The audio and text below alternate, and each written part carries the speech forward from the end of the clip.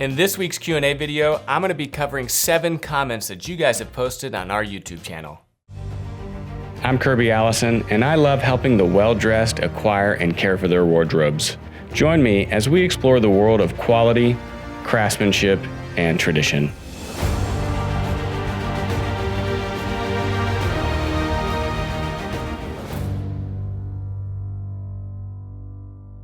In this week's Q&A video, I'm going to be covering some comments that you guys have posted throughout the month on our YouTube channel. This is covering several different videos, so we're going to jump around a little bit, but it's going to give me a little bit of an opportunity to go in greater depth on just some of the comments that you guys are asking on our channel. For anyone that hasn't asked a question or hasn't made a comment, I would really encourage you to do so. I try to get back to as many of those as I possibly can. I read most of them, and your commentary on our videos really enrich this channel for everyone. So even if you don't have a question, just chime in and let us know what you think about the content that we're publishing. So let's get started. Our first comment today is from Joan Norland on our unboxing of my Crocodile George Cleverly Bespoke Shoes. And it reads, "Dear Mr. Allison, what a beautiful pair of shoes. I'd like to see you buy a specific model from George Cleverly. It's called the Porter model. And you can see this on George Cleverly's website. A bespoke pair of porters would be even more beautiful." Thanks for your suggestion. If anyone's not familiar with the Porter model, it is a monk strap ankle boot. I'm personally not a huge fan of monk straps, but I would love actually to have a pair of chukka boots or proper boots made bespoke. I think it would be really interesting. As everyone knows, I've got a lot of different dress shoes, but you can absolutely have bespoke boots made. And there's a customer of ours that actually called that has had John Lobb St. James's make some very interesting walking boots for him. So he does a lot of extensive walking. And so he had a chukka boot made with a double outsole that was made to allow him to walk, miles and hike in it without any type of discomfort. So I thought that was a really interesting take on, really applying the specific application that you can achieve through a bespoke shoe to something specific. So I would absolutely consider that. The only drawback is that there is, bespoke shoes weren't already expensive. Boots come at a premium even to shoes. So a lot of bespoke makers will charge, a few thousand extra pounds to do a pair of boots because apparently more goes into the creation of the last and more materials are used. But I'd love to have a proper kind of walking boot made, not too high, but a kind of like a chukka that has a double outsole, maybe a Norwegian welt, something that's sturdier and really made for long walks, maybe whenever I'm traveling, hiking, or even weekends with the kids. So great question. Thank you for publishing that. And if anyone has any other shoes that they are big fans of or think maybe that I should consider, by all means, post them in the comments section. I just love to see what you guys are attracted to. And if you're not sharing that with me, I really have no idea of what type of shoes you're into. I mean, of course, everyone knows, what I enjoy and what I'm buying, but I really would love to go along your journey with you. So post in the comments section, or we're on Instagram. You're certainly more than welcome to tag us in one of your posts, either at Kirby Allison or at Hanger Project. You can hashtag us also. And that's a great way for just sharing your shine or just sharing your own sartorial journey. And for those of you asking about my cowboy boots, we're working on those. Lee Miller has an incredibly long wait list, and I think I'm coming near to the top. I'm expecting the boots this year, so we should have an update on those boots hopefully sometime soon. Our next question today is from James Humphris on our second bespoke suit fitting with Sartorial Jensen.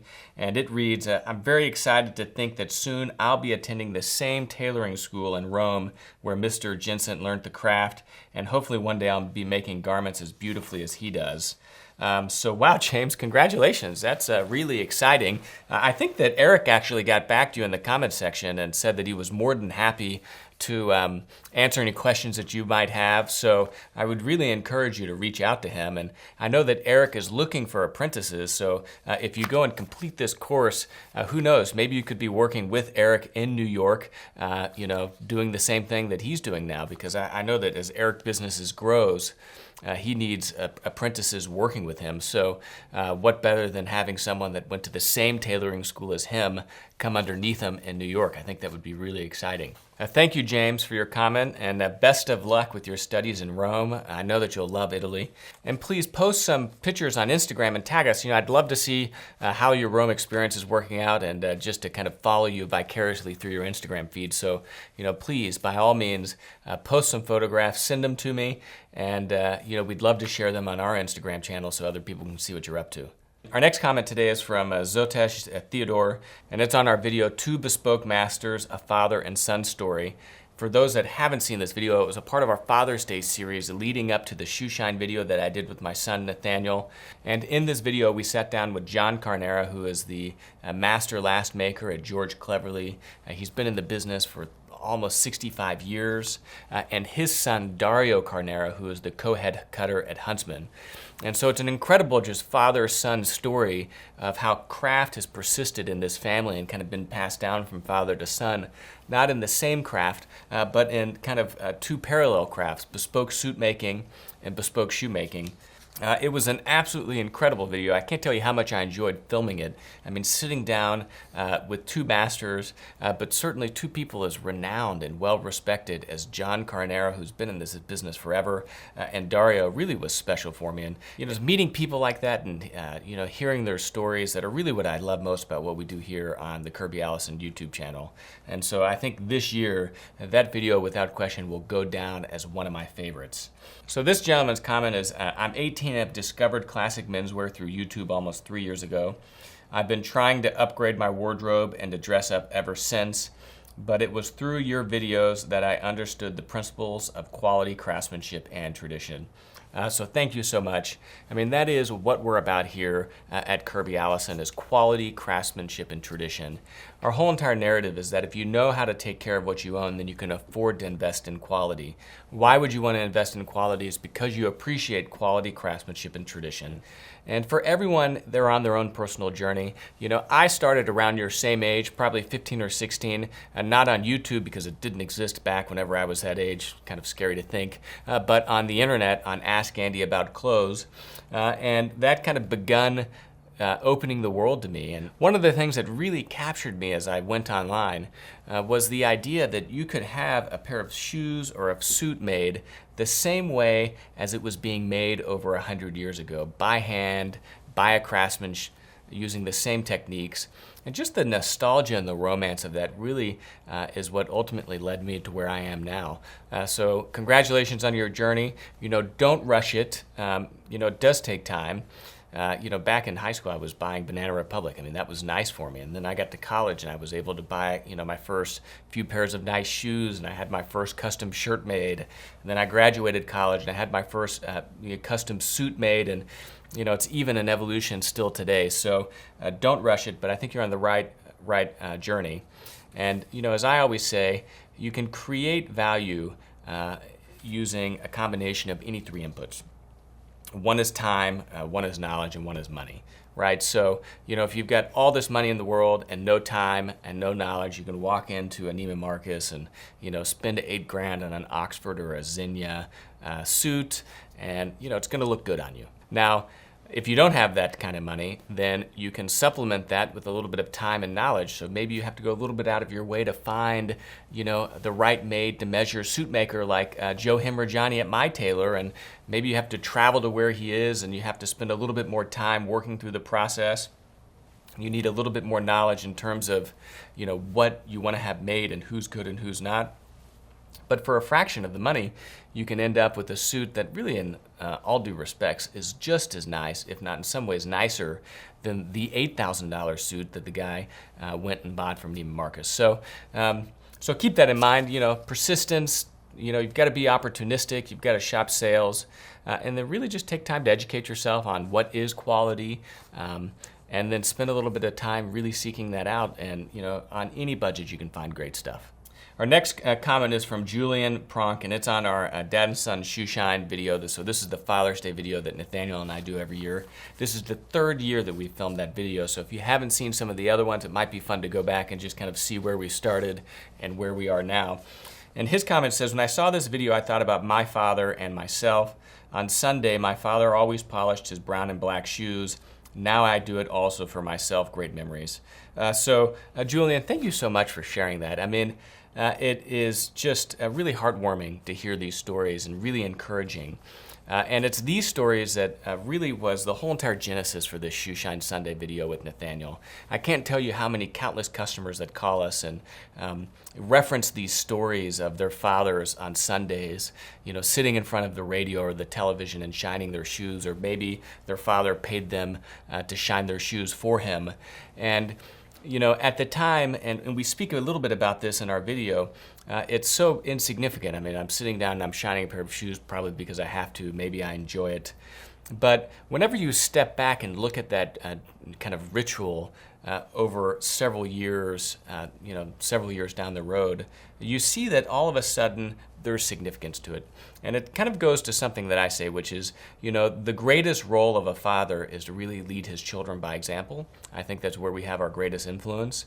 And so by sitting down and shining a pair of shoes and, allowing your family to see that, or your children, really you're sending, as a father, a powerful message to them of what's important. This is a great example. So maybe you didn't even sit down and shine your shoes with your father, but now, as a young adult, you remember him doing it, and there you are doing it yourself. So I think that's a great story, and thanks for sharing that.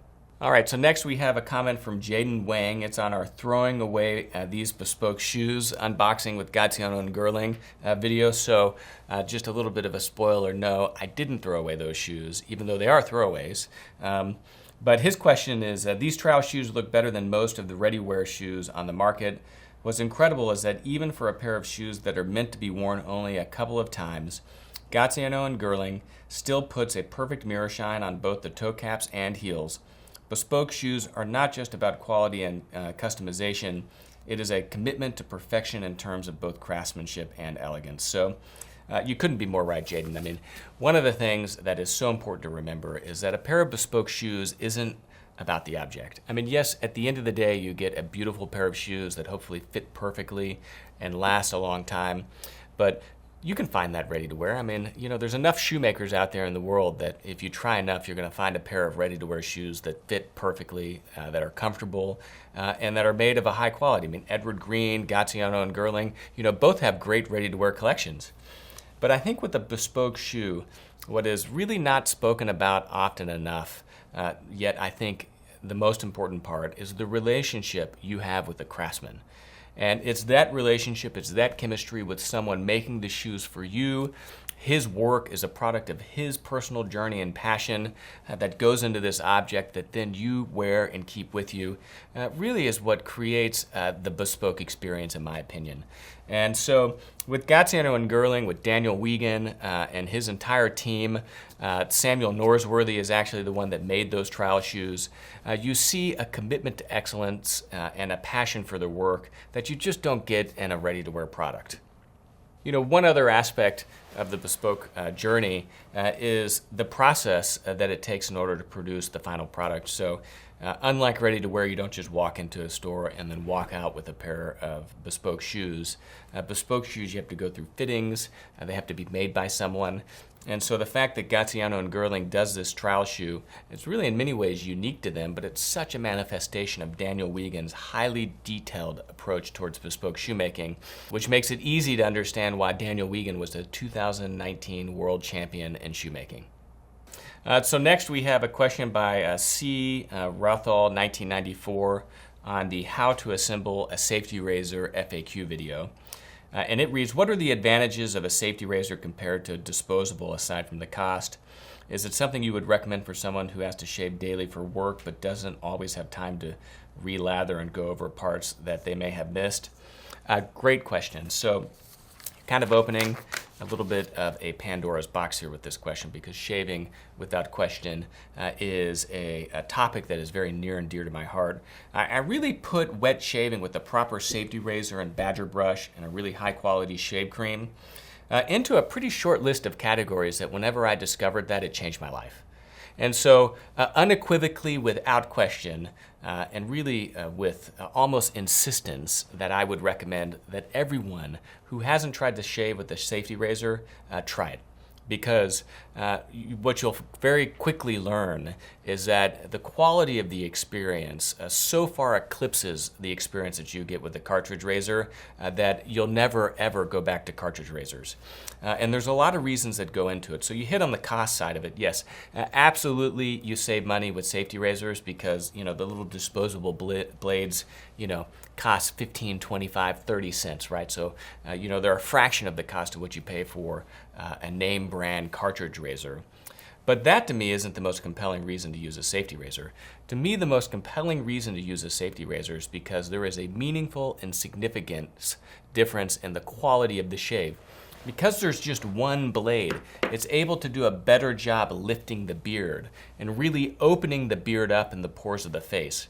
What I find is whenever I use a cartridge razor, like a multi-blade Gillette razor, is because the blades are so small and so close together, what it does is actually it compacts the beard and presses it into the skin. And that's why a lot of men who use cartridge razors end up with ingrown hairs, and that's because the way that the blade is designed, it's actually pushing the hair back into the skin, which is what produces that ingrown hair. With the safety razor, you don't have any of those problems. As you can see, I have a pretty thick beard. I mean, I'd say that my beard is thicker than average, and I shave every day with the safety razor. Now, does it take me longer than a Gillette razor? Yes. Now, is it twice as long? No. And so I think that that in and of itself is another characteristic that makes shaving with a safety razor gratifying. I've always said, that my 6-year-old son could pick up a Gillette razor and shave himself without cutting himself at all. But with a safety razor, it requires a little bit of skill, technique, and perfection. And so what grown man, enjoys doing something that a 6-year-old could do just as well as he does, right? I mean, I think that is part of the essence of what men enjoy. They want something that, if you don't do it right, you could cut yourself. That said, I very rarely cut or nick myself with my razor because once you learn how to use it, I can shave just as quickly with my safety razor as most men probably can with their Gillette razor, except at the end of the experience, I've enjoyed it, I've got an incredible shave, and my face feels great. We have a full collection of safety razor accessories here on hangerproject.com. We just got in 2 of my personal favorite safety razors. One is a closed comb that is a slightly less aggressive shave, and then the other one is an open comb, which is a little bit more aggressive. These are both Mueller razors. I think they're $35. I mean, it's really not expensive at all. You can buy a pack of 100 blades for $30. And then we have our new Kirby Allison Sovereign Grade Badger Brush, which we have made exclusively for us. It has a large knot. It's a silver tip badger. It's a beautiful brush. It's an investment piece. It's excellent. But then we also have just our Kirby Allison shaving brush, which is more of an entry model brush if you aren't ready to really invest in one. It uses a best badger, which is still a high quality badger. The knot is a little bit smaller, so it's not as full, but it's still a great badger brush for anyone that's looking to get into wet shaving for the first time. So for less than $200, you can buy a safety razor, a badger brush, and a really nice shave cream and aftershave and be on your way. So thank you for your question. I hope this encourages you to take the leap into wet shaving. Let us know how it goes. We'd love to hear about it. So our last question today is from 762nd TB. You'll have to let me know what that stands for. And it's on our Henry Poole shop visit. And it reads, I met Simon when I went to London. He is a very nice guy. I must say, he was ready to measure me and my friend the minute I walked through the door. So that's great. I'm glad you were able to actually go visit the shop. I think you've really hit on some great points. I mean, Henry Poole is the oldest bespoke tailor house on Savile Row. And you aren't over 200 years old without having a degree of service like what you just described. And the other thing that is really quite uncommon is for you to have the opportunity to interact with the owner directly. I mean, I think that's pretty awesome. The number of heritage firms where the owners are still the ones primarily managing that customer relationship, I could probably count them on less than one hand. And so that also is one of the things that I really think makes Poole very special, and that is that Simon Cundy still is managing the shop himself. He's there almost every single day. He goes and does his trunk shows himself. He's the one that travels to America. Of course, they've got several cutters, and so maybe you're working with them also. But to have the opportunity to interact with the owner of the firm, especially a firm that's been around as long as Henry Poole has, is really quite exceptional. And it's one of the reasons that Poole is probably one of the leading bespoke tailoring houses on Savile Row. So anyone that's visiting London, by all means, I would highly encourage you to drop into some of these stores and say hello. You're more than welcome to say that I sent you, reference some of our videos, and ask questions. I mean, most of these bespoke craftsmen are really quite welcoming and are happy to share, what they do, at least for a few minutes. I mean, they may not spend an entire hour with you if you're just dropping in to kind of poke your head in, but, they'll certainly welcome you into their shops and show you a few things. And anyone that is exploring the world of bespoke or looking to get started, I would just encourage you to continue to ask as many questions as possible. I mean, you'll see that through our videos, I'm asking all these questions during the process. Of course, we do that in many ways to make great videos for you guys, but it's also an important part of just the customer journey in terms of educating oneself. Thank you for all your comments and questions. We have been putting out some absolutely exceptional content on the YouTube channel lately. If you haven't taken a chance to look into our archive of videos, you click our video list and just sort them by date and go through some of our ones that maybe are a little bit older. We've got some absolutely exceptional content on this channel. And of course, as always, if you have any questions or comments, please post them in the comment section below. I enjoy reading those and trying to get back to as many of those questions as I possibly can. And your comments really make this a better community for everyone else. So in a lot of instances, it's other viewers that get back to questions and I don't even have to, because we've got such a great community on this YouTube channel of enthusiasts that really do love quality craftsmanship and tradition, that if I can't answer the question or if I don't get back to you fast enough, certainly there's other people that will. In today's video, I'm wearing a bespoke suit from Chris Despis. This is made out of a draper's fresco fabric, which is an open weave, perfect for summer. I love this color because it has a slight melange to it. I'm wearing one of our new Kirby Allison sovereign grade ties. This is a Macclesfield neat, which has a repetitive pattern. Goes absolutely beautiful with the suit I'm wearing today. And then I picked out a new pocket square. This is a new style we're adding onto the website from Seaman Godard. It's a woven cotton pocket square, and the combinations of blues and yellows really perfectly coordinate with the suit and the tie. And I'm wearing a white bespoke shirt from Charvet with barrel cuffs. Today I'm wearing my Rolex Datejust, which was actually a gift from my late grandfather, so this is a very special and sentimental watch for me. I'm wearing a pair of dark brown St. Crispin's cap-toe Oxfords with suede real quarters, and then one of our Kirby Allison sovereign grade cotton socks. I'm Kirby Allison, and I love to help the well-dressed acquire and care for their wardrobes. Please take a moment to visit hangerproject.com, where we have the largest collection of luxury garment care and luxury shoe care products in the world, as well as other products for the well-dressed, like this beautiful sovereign grade tie in Seaman Godard pocket square. Thanks for joining me as we explore the world of quality craftsmanship and tradition.